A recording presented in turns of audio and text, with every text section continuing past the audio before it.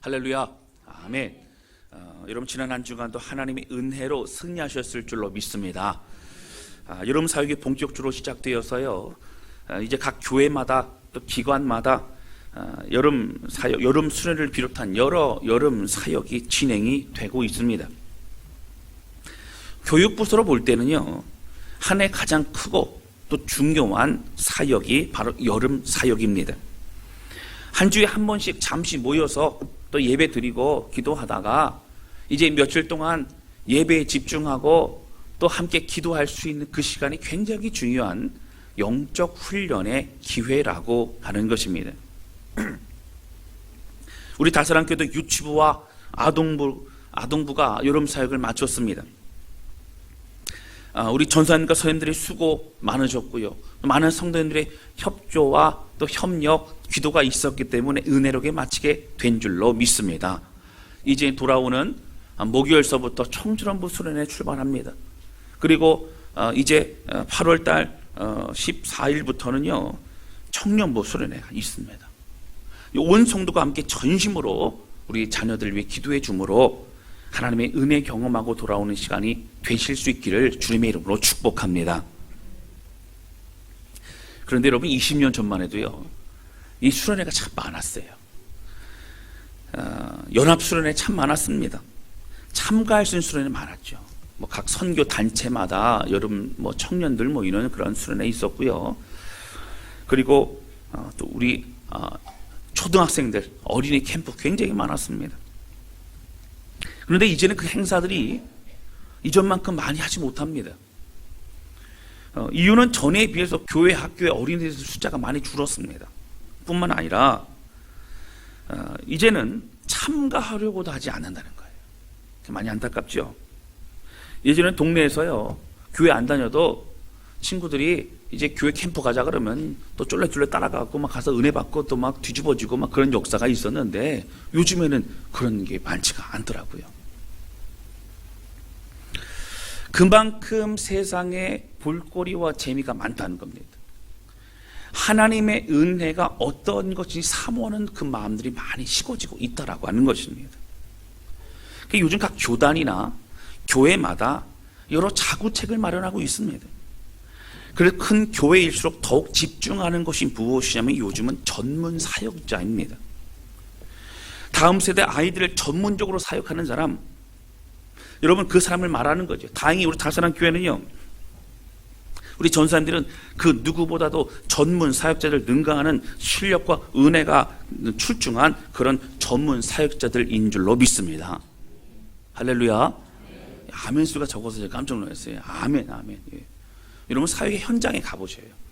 은혜 받으시려면 어디 부흥회 가시지 마시고 우리 유치부서부터 예배 한번 참석하셔도요 은혜가 넘치는 줄로 믿습니다. 그만큼 뜨거운 예배, 은혜의 예배, 준비된 예배 드리고 있다라고 하는 거예요. 그런데 여러분 이 전문 사역자들의 다른 사람들과 다른 특징이 있어요. 오늘 그 얘기를 좀 하려고 합니다. 그게 무엇이냐면 여러분 그 특징이 그들의 언어로 접근한다고 하는 거예요.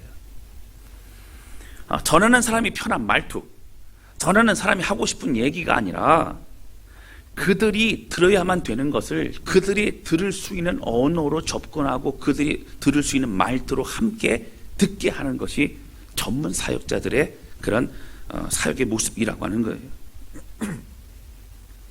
저도 이제는 장년 사역을 오래 하다 보니까요 장년 사역이 편해졌습니다.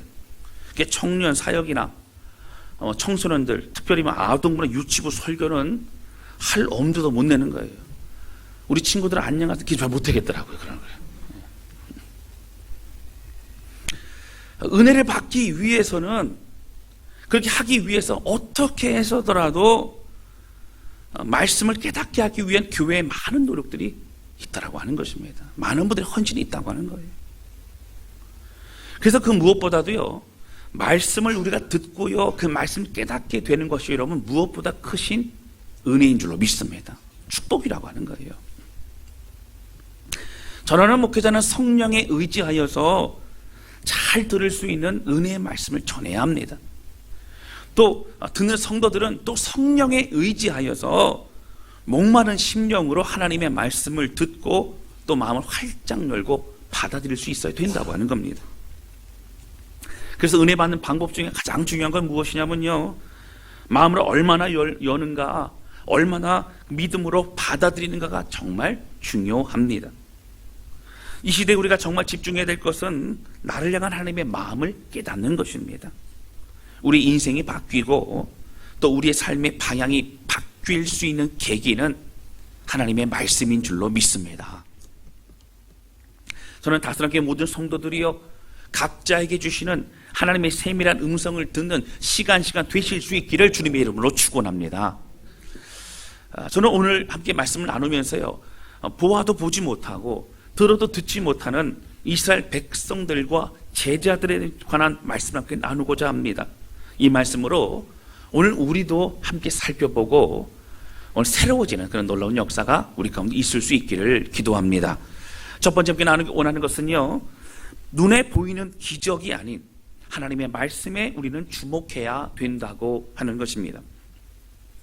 오늘 본문의 말씀은 그 앞에 이어지는 8장 1절서부터의 말씀과 연계되어서 나오는 말씀입니다. 1절부터의 말씀에는요, 남자들만 4,000명이 이상의 먹었던 그렇게 물고기 2마리와 보리떡 5개로 넉넉히 배부르게 먹었던 7병이어의 기적이 나옵니다. 사실 예수님은 그 전에 얼마 되지 않았어요. 5병이어의 기적으로 사람들을 먹이셨습니다. 마가복음 6장의 30절에 보면은 여러분 그 내용이 나오지요. 5병이어는 사실 요단 서편, 지금으로 말하면 이스라엘 백성들의 지금의 땅에서 베푸셨던 기적이었습니다.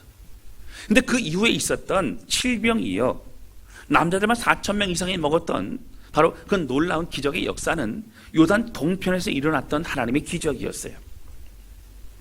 예수님이 이 사건을 통해서 내가 생명의 떡이고 내가 하늘로부터 오는 만나라고 주님 바로 그 요단 동편과 서편에 말씀하시는 그런 굉장히 중요한 선포였다고 하는 것입니다. 근데 바리새인들은요, 이 놀라운 기적을 계속 지켜보았습니다. 따라다녔죠. 여러분, 그 당시에 5병이어와 바로 이 7병이어의 기적은 대단한 것이었습니다. 남자들만 5,000명, 남자들만 4,000명 있다는 얘기는 적어도 여자들과 아이들까지 합쳐본다면 적어도 2만 명 이상이 모이는 대형 집회였습니다. 그럼 그 당시에 이렇게 2만 명 이상 모이는 대형 집회는 굉장히 큰 그런 특별한 모습이었다고 하는 것이죠. 또 그곳에는 또 많은 종류의 사람들이 모였습니다. 예수님의 어떤 그런 말씀을 사모하여서 모였던 사람들이 있는 반면에 또 질병의 고침을 받기 위해서 수많은 사람들이 모여듭니다. 여러분, 지금처럼요, 병원이 많이 있고 병원 가면 또 많이 치유가 되는 그런 때가 아니기 때문에 일단 질병에 걸렸다 하면 참으로 어려운 인생을 살아야 되는 것이 그들의 모습이었습니다. 또한 그들과 함께 있었던 사람들 중에 바리새인들과 종교 지도자들이 있었습니다. 이들은 예수의 말씀을 듣고 따르려고 하는 것이 아니라 종교 재판에 어떻게끔 넘기고 싶어서 예수의 말씀의 꼬투리를 잡으려고 했던 그런 모습을 볼 수 있었다라고 하는 것입니다. 다른 복음서도 여러분 마찬가지지만요, 이 마가복음을 묵상하고 연구하다 보면 이 마가라고 하는, 사실 마가는요 본래 이름은 아닙니다. 본명은 요한입니다. 그래서 사실은 마가 요한이라고 부르죠. 이 마가 요한은, 이 마가는요 문학적 기법을 굉장히 잘 사용하고 있는 것을 우리는 확인할 수 있습니다. 성경에 볼 때 여러분 한 구절만 가지고 해석할 수 없어요. 앞뒤 구절, 또 앞뒤의 문맥과 문단을 통해서 전체적인 흐름을 통한 주의 메시지가 우리 가운데 있다라고 하는 것입니다. 그 앞뒤 메시지를 통해 강조하는 강조 기법을 사용하는데요, 뭐 수미 쌍관법이라든가 아니면 이제 교차 대조법이라든가 뭐 비교와 대조라든가 이런 내용들을, 이런 기법들을 통해서 메시지의 핵심을 더 강조하여 드러내고 있는 그런 문학적 기법을 잘 사용하고 있는 것이 마가복음이라고 하는 겁니다.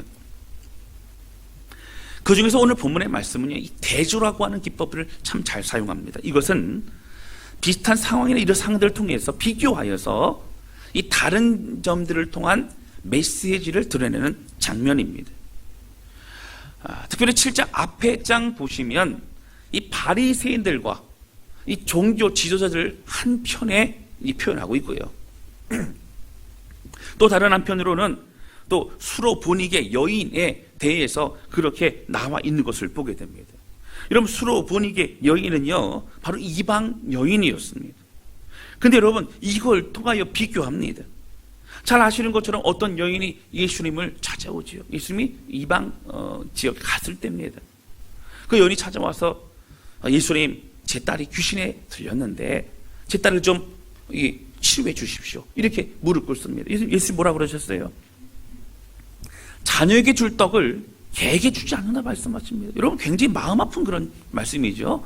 지금 그 여인을 어떻게 이방인들을 개 취급하는 겁니다. 바로 그 여인을 시험하시려는, 그 여인을 특별히 회복시키려는 그런 특별한 믿음의 은혜를, 훈련의 은혜를 갖고 계셨던 예수님이셨어요. 그 여인이 뭐라고 합니까? 주여, 자녀들이 먹는 식탁에서 떨어진 부스러기로도 개가 먹지 않습니까? 라고 고백하면서 우리는 개입니다. 그러나 이 부스러기라도 먹을 수 있다면 그것이 은혜입니다. 이런 고백을, 믿음의 고백을 하고 있는 것을 볼 수 있습니다. 여러분, 무엇을 말하고 있어요?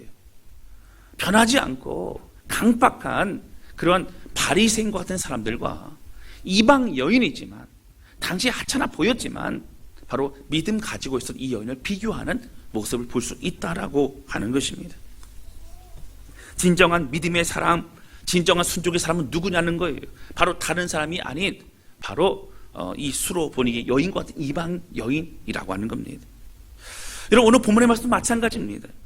남자들만 4,000명, 또 대략 2만 명이 넘는 사람들이 물고기 2마리와 보리떡 7개를 가지고 배불리 먹었어요. 여러분, 지금 시대 같은 경우는요, 먹는 게 너무 많아가지고 또 먹을 때도 참 힘들지만 어떻게 빼느라고 정신이 없습니다. 근데 그 당시에는 이 배불리 먹었다라고 하는 표현을 쓰기가 사실 쉽지 않은 거예요.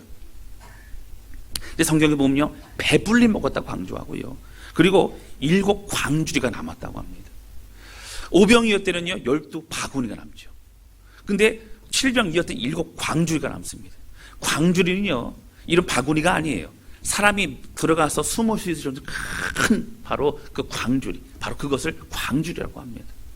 그럴 정도로 넉넉하게 넘치도록 남았던 것이 바로 그 당시의 기적이었다고 하는 겁니다. 그러나 여러분, 오늘 그들이 말하고 있는 것이 무엇이에요? 오늘 11절 말씀, 본문의 말씀 보시겠습니다. 우리 11절 같이 읽겠습니다. 시작. 바리새인들이 나와서 예수를 힐난하며 그를 시험하여 하늘로부터 오는 표적을 구하거늘. 아멘. 여러분, 바리새인들은 예수님을 쫓아다녔어요. 바리새인들은 예수님의 치유의 기적뿐만 아니라 오병이의 기적도 봤던 사람들이고, 그리고 요 전에 바로 있었던 7병이지의 기적도 봤던 사람들입니다. 그런데 오늘 뭐라고 말합니까? 하늘로부터 오는 표적을 보여달라는 거예요. 이 하늘로부터 오는 표적이라는 얘기는 뭐냐면, 당신이 하나님의 아들이라는 증거를 좀 보여달라는 거예요. 당신이 메시아라는 증거를 보여달라는 거예요. 그만한 권위의 놀라운 기적, 그만한 권위의 놀라운 그런 대단한 것들을 보여달라는 것입니다. 오늘 11절 말씀에 신란하여라고 하는 얘기는 무엇입니까? 따져 캐서 그렇게 비난하고 힘들게 하는, 무시하고 공격하는 그런 분위기를 말하고 있습니다. 사랑하는 성도 여러분, 사실 예수님이 엄청난 표적을 이미 보여주셨습니다. 가는 곳마다 사람들 치료해 주셨습니다. 귀신 들린 자에게 자유를 주셨습니다. 외롭고 막막한 자들에게 위로가 되어주셨고 힘이 되어주셨습니다. 여러분, 제가 2주 전에 말씀드렸던 것처럼 문둥병 걸린 그 한 사람을 예수님이 찾아가 주셨습니다. 그리고 손을 내밀어 만지시며 치료해 주셨습니다. 38년 된 중풍병자에게도 오랫동안 언제부터 병에 걸렸는지 모를 정도로 그렇게 힘들고 어려운 자에게도 찾아가 주셨습니다. 혈루병 걸린 여인에게도 사마리의 수가성에 있는 외롭고 힘든 그 여인에게 찾아가 주셨어요. 그럼 그 외에도 말할 수 없는 그런 많은 사람들에게 예수님은 다가가셨습니다. 엄청난 회복과 치유를 허락해 주셨습니다. 여러분, 권위 있는 말씀을 통해서 구약 성경을 그렇게 풀어주셨고요, 또 복음을 선포하셨습니다. 그러나 그들은 그것을 보고도 믿지 않았습니다. 그들은 듣고도 받아들이지 않았다고 하는 거예요. 여러분, 표적과 이 기적이라는 것을 굳이 구분한다면, 표적이라고 하는 것은 바로 하나님의 메시지가 들어있는 의도된 기적을 말합니다. 그러니까 단순한 기적이 아니고요, 그 기적을 통해서 하나님이 의도하신, 말씀하고자 하신 것이 있다는 거예요. 쉽게 말씀드려서 하나님의 역사하심을 드러내는 것이 표적입니다. 하나님과 상관없는 어떤 신비한 어떤 현상들을 말할 때는 기적이라고 말하지요. 그런데 성경에 보면요, 그것을 같이 섞어서 쓰기도 하고, 특히 요한복음 같은 곳에서는 특별히 표적이라는 단어를 굉장히 많이 쓰고 있다라고 하는 것입니다. 바리새인들은요, 아무리 예수님의 놀라운 표적을 보아도요, 기적으로 받아들인 거예요. 무슨 얘기냐면 신비한 현상으로 받아들였지 하나님이 우리에게 주시는 어떤 메시지, 어떤 뜻으로 받아들이지 않았다고 하는 겁니다. 하나님과 상관없는 그냥 볼거리, 그리고 놀라운 어떤 그런 현상과 일이라고 받아들인 겁니다. 그래서 그들은 또 요구하는 거예요. 하늘로부터 온 표적을 보여달라는 거예요. 여러분, 보여줬는데도 그들이 보지 못하고, 말했는데도 그들은 듣지 못하고 또 요구합니다. 당신이 정말 하늘의 하나님의 아들입니까? 메시아입니까? 보여주십시오. 증거를 보여달라는 겁니다. 여러분, 당시 바리새인들은요, 구약 성경에 정통한 사람들이었어요. 뭐 당시 여러분들 아시겠지만 신약 성경은 아직 그렇게 완성되지 않을 때 아닙니까? 구약 성경을 통해서 특별히 이사야서를 비롯한 많은 곳에서 메시아에 대한, 예수님에 대한 이 예언이 명확하게 여러 군데서 그렇게 예언되고 있습니다. 그러니까 그것만 봐도 사실은 예수님이 바로 메시아라는 사실을 부인할 수 없다라고 하는 거예요. 예수님은 어떻게 하셨어요? 바로 12절 말씀 보세요.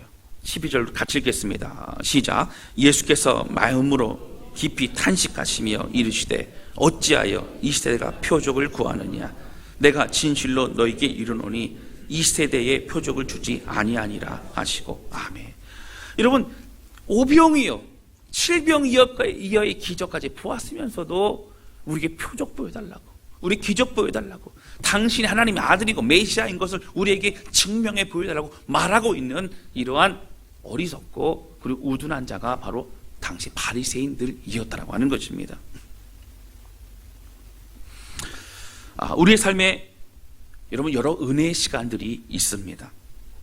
우리가 느끼든지 느끼지 못하든지 우리 주님은 언제나 오늘이나 어제나 오늘이나 동일하게 우리와 함께 하시는 신실한 주님이신 줄로 믿습니다. 우리의 삶을 책임지시고 가장 선한 길로 인도하시는 분이 우리 하나님이신 줄로 믿습니다. 우리가 순종하지 못하고 우리가 그 길을 따라가려고 하지 않아서 문제이지, 주님은 끊임없이 우리를 붙드시고 이끌어 가신다라고 하는 거예요. 그러나 오늘 바리새인들과 같이 아무리 말씀하셔도 아무리 보여주셔도 우리는 깨닫지 못하고 있는 그런 상태인지도 모릅니다. 우리의 삶 속의 여러 현상들, 이미 하나님의 역사심이 있음에도 불구하고 우리의 영적인 눈을 들어보지 못합니다.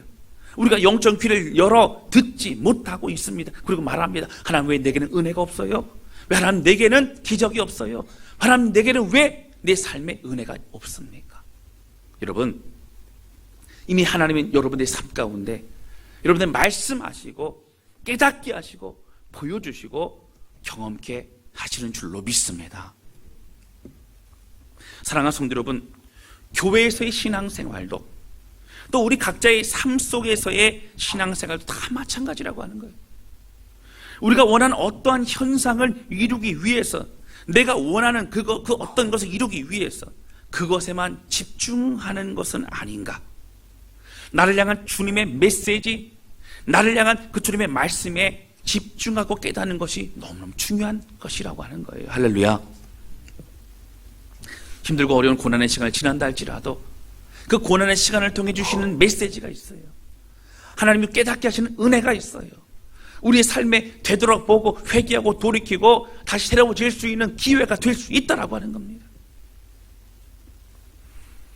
주님의 말씀과 그 사랑을 깨닫고 나에게 주는 메시지를 들을 때에 여러분, 우리가 진정한 참된 평안과 위로를 얻게 되는 줄로 믿습니다.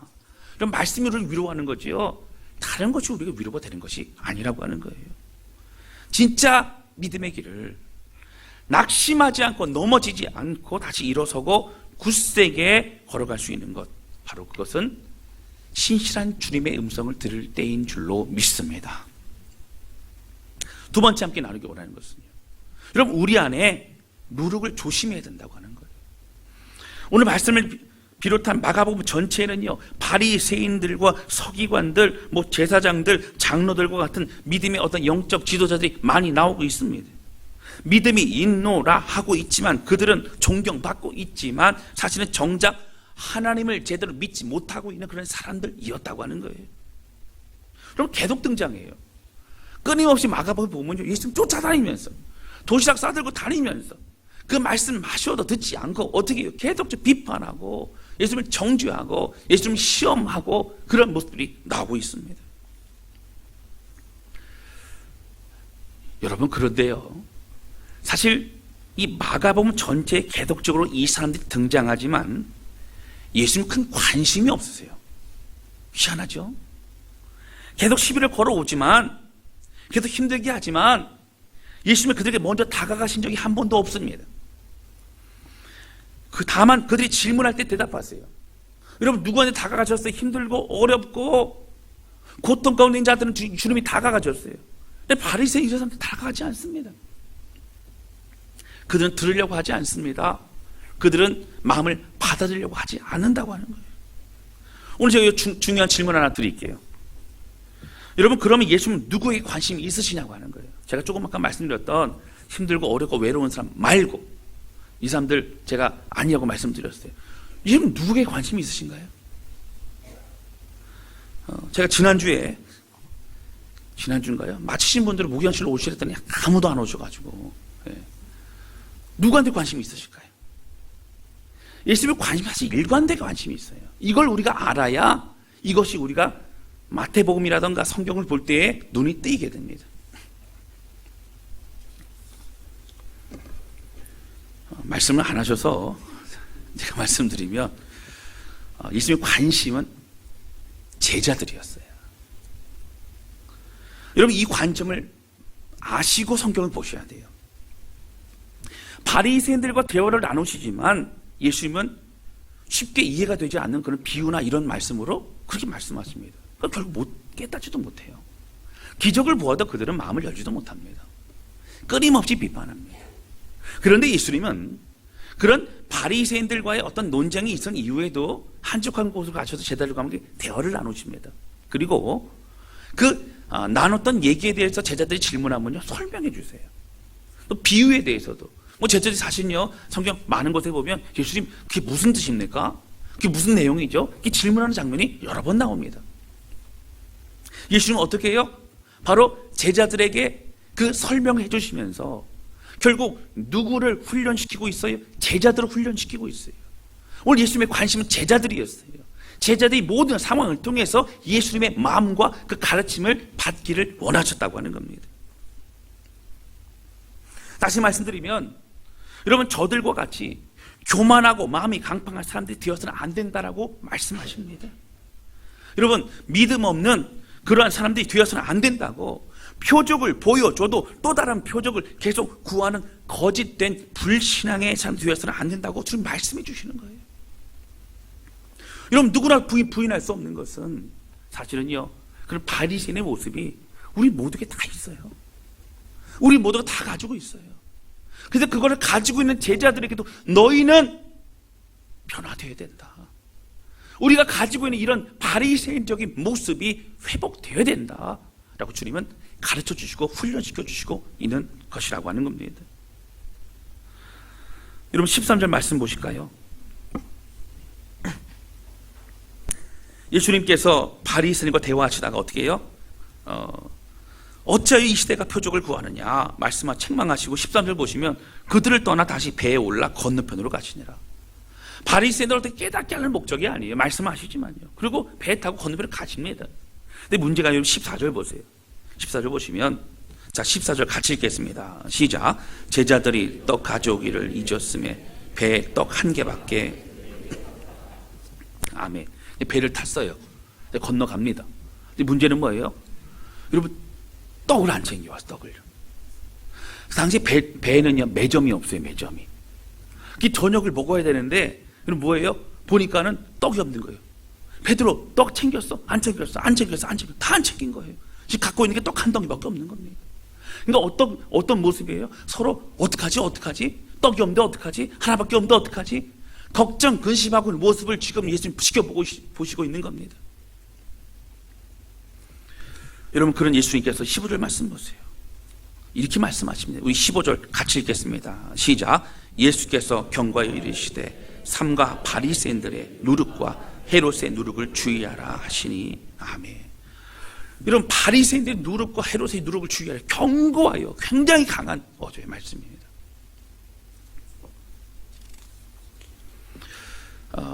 여러분, 이 말씀은요 그들의 생각과 불신과 그들이 바라보는 세상적인 관심사에 사실은 제자들도 어디에 관심이 있어요? 떡에 관심이 있어요. 떡이 중요해요. 여러분, 떡보다 더 중요한 건 뭐예요? 예수님입니다. 영원한 양식. 여러분, 예수님 함께 계시면요 그 얼마 전에 뭐가 있었어요? 질병이가 있었어요. 누구 만나면 돼요? 누구 찾아가면 돼요? 누구께 말씀드리면 돼요? 예수님께 말씀드리면 돼요. 똑같은 상황에서도 어떻게 해요? 걱정, 근심으로 떡이 중요하고 떡 때문에 낙심하고 떡 때문에 서로 원망하고 있는 모습을 볼 수밖에 없었다라고 하는 것입니다. 예수님께 뭐라고 하세요? 그래서 말씀하시기를 누룩을 조심하라. 바리새인의 누룩과 또 헤롯의 누룩을 조심하라. 그들이 못 깨닫습니다. 그 16절 보세요. 16절. 자, 16절 같이 읽겠습니다. 시작. 제자들이 서로 수군거리기를. 제자들이 뭐라 그래요? 예수님 화가 나셨어. 왜 화가 나셨냐면 우리가 떡을 안 가져와서 예수님 화가 나셨어. 지금 엉뚱한 얘기 좀 하고 있던 거예요. 엉뚱한 얘기요. 그리고 우리한테 떡이 없는데 왜 누룩 얘기를 하시지? 누룩은 떡에 붙어 있는 건데 떡이 상하지도 않는데 왜 누룩 얘기, 떡 얘기하시지? 누룩 얘기, 이런 얘기하고 있는 겁니다. 깨닫지 못하는 겁니다. 그때 예수님 뭐라고 그러시죠? 17절 보세요. 자, 17절, 18절 같이 읽겠습니다. 시작. 예수께서 아시고 이르시되 너희가 어찌 떡이 없으므로 수근거리느냐? 아직도 알지 못하며 깨닫지 못하느냐? 너희 마음이 둔하냐? 너희가 눈이 있어도 보지 못하며 귀가 있어도 듣지 못하느냐? 또 기억하지 못하느냐? 아멘. 여러분, 뭐 말씀하시고 계세요? 예수님의 기적과 가르침과 놀라운 은혜를 말씀하시고 있어요. 사랑하는 성도 여러분, 왜 보고도 보지 못하느냐? 왜 들어도 듣지 못하느냐? 왜 기억하지 못하느냐? 왜 주님의 놀라운 은혜와 역사를 보지 못하느냐? 내가 누구인지 왜 깨닫지 못하느냐? 오늘 말씀하시고 있으시다고 하는 거예요. 사랑하는 성도 여러분, 오늘 제가 왜 앞에 바리새인들의 내용과 오늘 제자들의 이 내용이 같이 사실은 좀 난해한 구절들입니다. 여러분, 이 내용을 왜 이어서 말씀드릴까요? 사실 예수님의 관심은 바리새인들을 깨닫게 하는 목적이 아니에요. 오늘 제자들의 바리새인과 했던 내용들과 함께 이어져서 너희도 똑같은 보아도 보지 못하고 들어도 듣지 못하고 경험에서도 기억하지 못하는 사람들이라 주님이 말씀하시고 있는 장면을 우리는 볼 수 있다라고 하는 겁니다. 그러면서 여러분, 오늘 본문의 말씀 19절부터는 정리해 주세요. 19절부터는. 그러면서 왜 기억하지 못하느냐? 이 얘기가 무슨 뜻이냐면요. 19절 보세요. 자, 19절 같이 읽겠습니다. 시작. 내가 떡 5개를 5,000명에게 떼어줄 때에 조각 몇 바구니를 거두었더냐? 이르되 12이니이다. 또 7개를 4,000명에게 떼어줄 때에 조각 몇 광주리를 거두었더냐? 이르되 7이니이다. 하나님의 역사, 예수 그리스도의 그 역사, 그걸 통하여 그 뜻과 메시지를 받아들이지 못하는 겁니다. 여러분, 어떻게 받아들인 거예요? 떡이 많아졌네. 기적이 일어났네. 그럼 그것이 아니고 예수님 뭘 말씀하시는 거예요? 그 기적을 베푸신 분이 예수님이라는 겁니다. 그 능력의 근원이 예수님이라는 겁니다.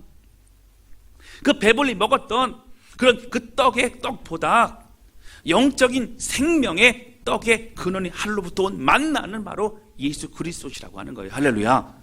이걸 잊어버리니까 또 떡이 있으면 떡이 문제, 또 무엇이 있으면 무엇이 문제, 다른 것마다 여러분 걱정 근심으로 마음을 빼앗겨버리고 있더라라고 하는 거예요. 21절에 보시면 뭐라고 나와요? 여기 보시면요, 아직도 깨닫지 못하느냐, 주님이 책망하시고 있는 걸 보게 됩니다. 어찌하여 또다시 먹고 마시는 것 집중하여서 이 세상의 것에 사로잡힌 이라고 주님 말씀하시는 겁니다. 진정한 생명의 떡은 오직 예수 그리스도십니다. 그 능력은 바로 예수 그리스도시라고 하는 거예요.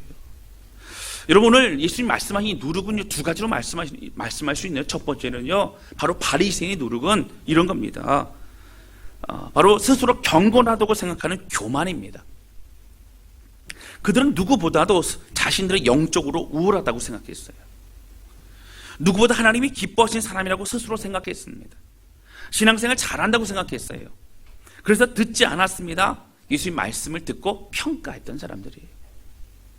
여러분, 그래서 우리로 적용한다면 말씀을 들어도 자신에게 적용하지 않고 말씀을 평가하고 있거나 다른 사람들 정죄하고 있거나, 그리고 우리들의 그런 모습들이 있다면, 여러분, 이와 같은 사람들은 겸손한 하나님 말씀 듣지 않는 사람들이라고 하는 거예요. 둘째, 여러분, 헤롯의 누룩이 뭐예요? 세속적인 누룩입니다. 세속적인 사고와 가치관이죠. 여러분, 헤롯은요, 힘과 또 권력, 그리고 세상적인 어떤 타락과 그런 욕망에 사로잡힌 사람이었습니다. 여러분, 바리새인도 사실은 마찬가지였어요. 스스로는 거룩한 사람이라고 그렇게 자부했지만 사실 그들은 누구보다도 세속적인 사람이었어요. 그들은 권력이 중요했어요. 그들이 스스로 가지고 있었던 그런 기득권을 지키려고 했습니다. 대우받기를 원했죠. 그러다 보니까 스스로 높아지기를 원했고요. 우리도 마찬가지입니다. 다른 사람들에게 겸손과 섬기는 사람이 되라고 말하면서도 우리 스스로는 기회만 되면 높아지고자 하는 마음이 있다면 우리도 바리새인의 마음을 가지고 있는 사람이라고 하는 겁니다. 그런데 여러분, 제자들에게 말씀하십니다. 바리새인과 다르다라고 생각하는, 예수님과 함께 있기 때문에 우리는 다르다고 생각하는 제자들에게 너희도 똑같은 사람이라는 거예요. 너희도 보아도 보지 못하고 들어도 듣지 못하고 경험해도 기억하지 못하는 사람들이라고 말씀하시고 있는 걸 볼 수 있습니다. 여러분, 오병이의 기적, 실병이의 기적 경험해놓고도 떡 가지고 여러분 논쟁하고 떡 가지고 서로 원망하고 있는 모습을 볼 수 있습니다. 사랑하는 성도 여러분, 제자는 늘 예수님과 함께 했어요. 제자는 누구보다 예수님의 가르침을 늘 들었습니다. 예수님이 어떠한 겸손과 어떠한 경험과 어떠한 섬김과 어떠한 삶을 살고 있는지도 그들은 눈으로 직접 보았습니다. 그러나 그들은 보고도 보지 못하고 듣고도 듣지 못하는 그런 똑같은 삶을 살고 있더라라고 하는 거예요. 오늘 우리에게 이 말씀 듣고 무엇을 말씀하고 계십니까?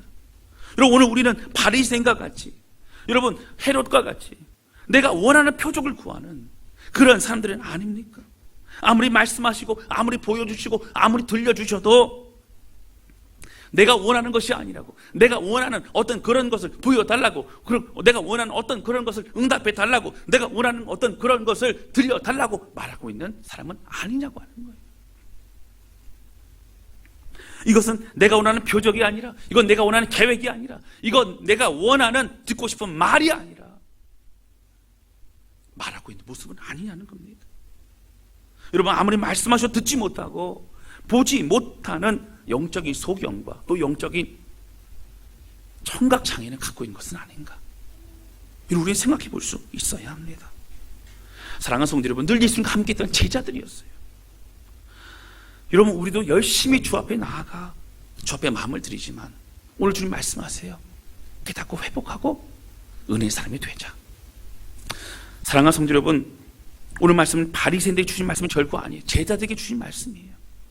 제자와 주님을 사랑하고 함께 원했던 우리들에게 말씀을 가까이 접하는 우리들에게 주시는 말씀이라고 하는 겁니다. 여러분, 사실 우리는요, 눈에 보이는 것을 따라다니는 사람들이기도 해요. 더욱 대단한 것을 보기 원합니다. 여러분, 사실 믿는다는 것은 영적인 것을 바라보는 거예요. 영적인 눈으로 바라보고 말씀을 믿음으로 바라보고, 그리고 성령을 깨닫게 하시는 그 은혜로 성령님과 함께 바라볼 때에 여러분 느껴지고 경험되어지고 이제는 주님의 역사하심을 우리가 보게 되는 줄로 믿습니다. 그럼 이 시대도 동일합니다. 주님은요, 사람들은 주님의 표적을 눈에 보여달라고 얘기하죠. 어떤 분들은 예수 믿으세요 그러면 눈에 좀 보여주면 믿겠다고 그래요. 어떤 분은 낙심하죠. 왜 저만 응답이 없어요? 왜 저만 하나님의 기적이 없어요? 여러분, 하나님의 기적이 늘 있어요. 여러분들 삶 가운데 있어요. 지금도 붙드시고 계세요. 할렐루야. 우리가 보지 못하는 거예요. 우리가 듣지 못하는 거예요. 여러분, 그래서 기도하면서요, 어떤 분들은 건강 위해서 기도합니다. 예를 들어 건강이 나빠지고 어려움이 있을 때에, 요즘 암도 많고 그렇지 않습니까? 참, 그리고 원인도 모르는 그런 기가 막힌 그런 어려움도 참 많죠. 어쨌든 여러분, 그런 어려움이 있을 때에 기도하고 회복이 됐어요. 그럼 어떻게 해요? 하나님 건강 주셨으니까 더 주를 위해 헌신하겠습니다 라고 해야 되는데, 그 이후부터 어떻게 돼요? 더 건강에 사로잡혀서 더 건강식품, 또 그 뭐 건강 위해서 그렇게 살아간다는 거예요. 이러면 안 된다는 거죠. 이 건강이 나빠졌다가 회복이 되고 또 이렇게 되면요, 주를 위해 평생 살아가겠습니다. 여러분, 그래서 그렇게 헌신하는 분들 참 많아요. 또 어떤 분들은 아이고, 내가 언제 죽을지 모르니까 내가 못 먹어본 걸 먹어야 되고, 내가 못 가본 데를 가봐야 되고 해서 여행 가느라 정신없고, 그리고 사람들 만나느라 정신없고, 이런 사람들도 있다는 거예요. 우리 교회는 별로 없는 것 같아요. 할렐루야. 할렐루야. 그러니까 여러분, 뭐에 집중해야 되는 거예요? 그 메시지가 뭐예요? 그 은혜, 기적을 통해 주신 메시지가 뭐예요? 여러분, 우리의 것은, 우리의 육신은, 우리의 삶은 하나님의 것이라고 하는 겁니다. 할렐루야. 자녀도 마찬가지예요. 하나님, 우리 자녀 대학 좀 꼭 붙게 해주세요. 제가 보니까 대학에 붙을 실력은 아닌데 그래도 어떻게 해서라도 석고리라도 좀 붙게 해주세요. 막 기도합니다. 대학 붙잖아요. 그러면 주여, 이제 대학 붙었으니까 주여, 주를 위해 쓰임받는 그런 삶을 살게 하옵소서라고 해야 되는데, 너 이제부터 엄마는 얘기만 잘 들어야 돼. 그러면서 이제 더 자녀에게 집중하고 더 집착하고, 그런 것처럼 우리 모습은 아니냐고 하는 거예요. 여러분, 사업도 마찬가지예요. 사업 번창하게 해달라고. 사업 번창만 되면 더 주 앞에 쓰임받고 더 주 앞에 헌신하겠다고. 사업이 번창하니까 여러분, 뭐가 없어요? 시간이 없어요. 시간이 없으니까 어떻게 해요? 그래서 집사님 교회 좀 나오셔야죠. 제가 요즘에 사업하느라 정신이 없어요. 시간이 없어요. 목사님, 저를 좀 내버려 두세요. 네. 여러분, 무엇을 위해 살아가는 인생이냐고 하는 것입니다. 사랑하는 성도 여러분, 목회자도 마찬가지예요. 주님이 말씀하신 메시지를 들어야지 현상 보면 안 됩니다. 여러분, 17절 말씀과 같이요, 아직도 알지 못하며 깨닫지 못하느냐, 너희 마음이 둔하냐. 여러분, 이 말씀 왜 책망하실까요? 보여주시고 그리고 들려주시고 계속적으로 말씀하셔도 듣지 못하기 때문에 책망하시는 거라고 하는 거예요. 우리 이 말씀이요, 우리에게 주신 주의 음성을 들으시기를 주님의 이름으로 축원합니다. 여러분, 말씀마다 아멘으로 고백하시고, 주여, 맞습니다. 내게 주신 말씀입니다. 내가 강팍한 사람입니다. 내가 교만한 사람입니다. 내가 눈에 보이는 것 쫓아갔던 사람입니다. 내가 현상에 집중했지 하나님의 말씀과 그 뜻에 집중하지 못했습니다. 하나님, 저는 들어도 듣지 못한 사람이었고, 그리고 보아도 보지 못했던 사람이었고, 경험해도 기억하지 못하는 사람이었습니다. 용서하옵소서. 할렐루야. 고백하는 우리 모두가 되시기를 주님의 이름으로 축원합니다.